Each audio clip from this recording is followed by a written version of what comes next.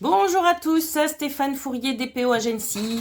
On continue notre lexique avec un jour une définition sur le RGPD. On arrive aujourd'hui à la lettre S et je vais vous parler aujourd'hui d'une chose évidemment qui peut fâcher ou ne pas vous plaire, c'est les sanctions. Parce que bien évidemment, nul n'est censé ignorer la loi et si on n'est pas en conformité bien sûr avec le RGPD, on encourt des sanctions.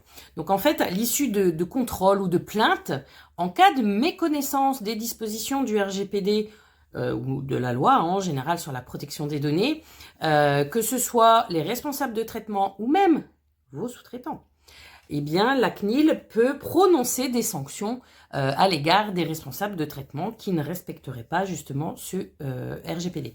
Donc vous avez bien sûr différents niveaux de sanctions. Ça peut aller jusqu'à, on va dire, une sanction pécuniaire jusqu'à 4% du chiffre d'affaires annuel mondial, c'est-à-dire toute filiale confondue. Si vous êtes une filiale d'un groupe, ça sera sur le chiffre d'affaires mondial, ou alors jusqu'à 20 millions d'euros dans le cadre de collectivités.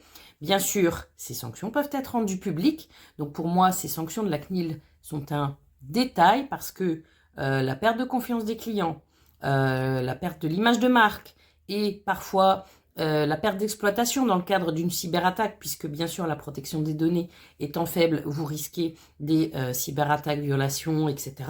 Pour moi, tout ça coûte plus cher qu'une amende de la CNIL. Donc en tous les cas, ce que je vais vous conseiller, c'est de démarrer une démarche si vous ne l'avez pas faite, de poursuivre votre mise en conformité si ça s'est arrêté à un moment donné.